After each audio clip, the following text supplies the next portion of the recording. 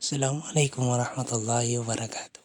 So, I am Bader Ogyabal and I will report about solvent system.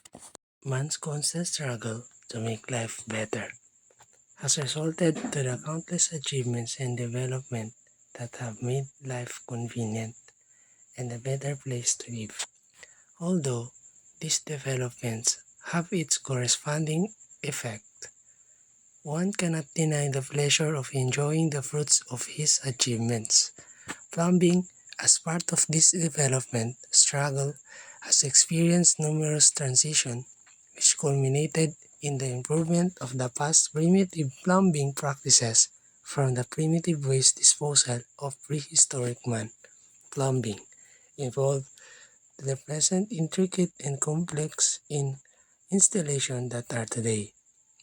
Before, the average plumber believed that for a plumbing installation to function effectively, one has to install pipes of larger size. This concept, without regard to the effect of the natural laws of nature like gravity and atmospheric pressure on the flow of liquid inside the pipe.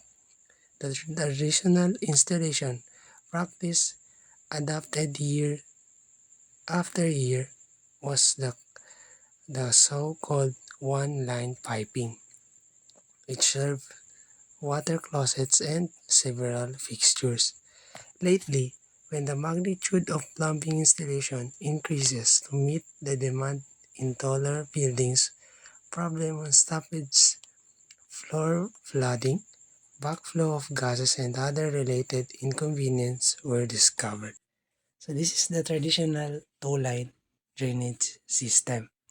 So at the top we can see the main vent extended through the roof. Next is the stock vent or the soil stock, followed by the main vent or the vent stock. And then they use large pipes to make big storage for the drainage system. Sanitary authorities and plumbing mechanics realize the importance of the natural laws of nature for having direct effect on the flow of liquid inside the pipe. The unexpected problem must be resolved.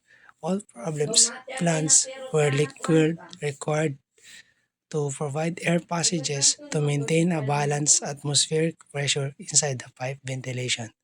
Pipe was conceived and came into existence, giving birth to the double-line drainage system.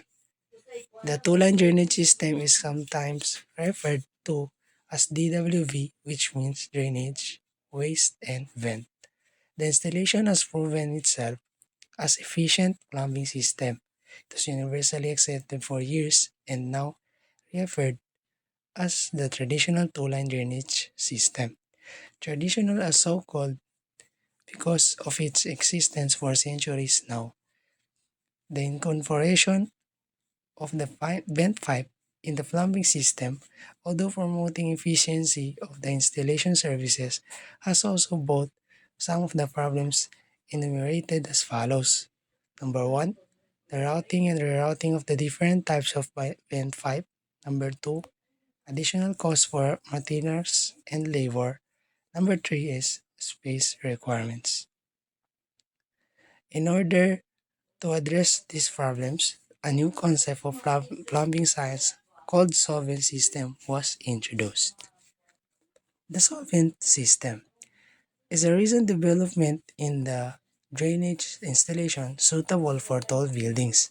This new concept in plumbing has almost completely eliminates the vent stock and other form of ventilation but still attain the desired function of effectiveness. The solvent system was introduced by Fritz Sommer of Switzerland. It was first presented in 1962 when tested on a 10-story drainage tower, which resulted in a satisfactory performance. From the time of its introduction in 1962, more than 100 tall buildings in Europe and Africa adopted its use. Likewise, solvent system was used in the Habitat Apartment of Canada in the 1967 Montreal World Fair. In 1968, the solvent system was first introduced in the United States construction of the Uniment apartment in Richmond, California. Thereafter, in the same year, the solvent system was granted plumbing code acceptance in Richmond, California, USA.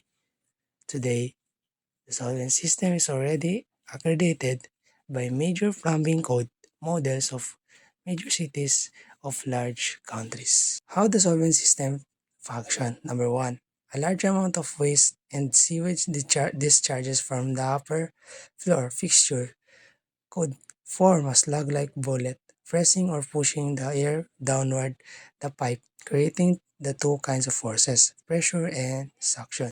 The downward force, classified as flush pressure, will induce backflow of water seal inside the P-trap of lower fixtures.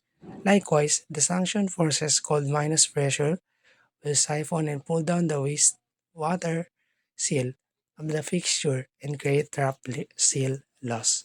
The solvent function is to change the solid nature of the effluent by scattering them into drops or small blobs to fall like liquid in a shower. Although the effluent layers fill the soil pipe completely, still has the action of langer. Gases are pushed down ahead of it, creating a suction or negative pressure above it. This negative pressure has to be neutralized, otherwise it will create suction force to pull or siphon the water seal inside the fixture trap. Good day, my name is Mark Jasper P. Martirez, and today we're going to talk about the continuation of Chapter 12, the solvent system. So, number 6, the solvent system being a single soil stack drainage system, as seen in Figure 12-2, produces the positive and negative pressure to bring down the atmospheric value down below holding capacity of the water inside the trap. Therefore, installation of the vent piping is not necessary, which means when you have a single soil stack drainage system, hindi mo na kailangan ng vent piping para ma-regulate yung pressure within the pipe. Number 7. The solvent action of reducing the positive and negative atmospheric pressure is done at each floor where the aerator is installed. By action of the aerator, foam was produced, avoiding the possibility of filling the pipe entirely by the liquid effluent. This liquid effluent means this is the dirty waters that comes from sinks, baths, and toilets. And the aerator produces these foams so that the liquid effluents can fill the pipes within. By creating a sift plunger, pressure variations in the single soil stack is minimized. Sift plunger is a mechanism that regulates the pressure within a pipe. So let's go to number 8. The effluent that was already exposed to air falling down from the upper floor is diverted in the soil stack at each lower floor. The aerated fitting device accommodates the passage of this diverted flow, including the airspace wherein the effluent from local soil branch or waste pipe can drop. And number 9. The aerator splatters or scatters the effluent in drops or small blobs wherein they are mixed with the air, forming a rarefied mixture of air and liquid. The effluent, which is already converted into small blobs and mixed with air falling at the base of the soil stack, cannot produce either plus or minus pressure, or more than 25 millimeters water gauge. Therefore, a water seal 50 millimeters high is safe against siphoning or backflows. Number 10. At the bottom of portion of the single stack solvent, the aerated effluent is compacted, a process that is supported by the baffle in the aerator fittings. Air that is piling up at this point may cause pressure in the stack at the first floor, but it is relieved by providing an air discharge pipe, which means that it can relieve the pressure, which means there is a way that the air is released within the pipe. And now, let's look at the difference between traditional two-line drainage system and the ventless solvent drainage system. So in the traditional two-line drainage system, in this system, separate pipes are used for waste and venting purposes. There are two pipes, one for carrying wastewater and another for venting out sewer gases. And for the ventless solvent drainage system, the solvent system combines both drainage and venting functions into a single pipe. And now let's move on to the solvent. The aerator consists, number one, the air separation chamber with internal nose piece. Number two, a stack inlet. Number three, a pressure relief outlet at the top.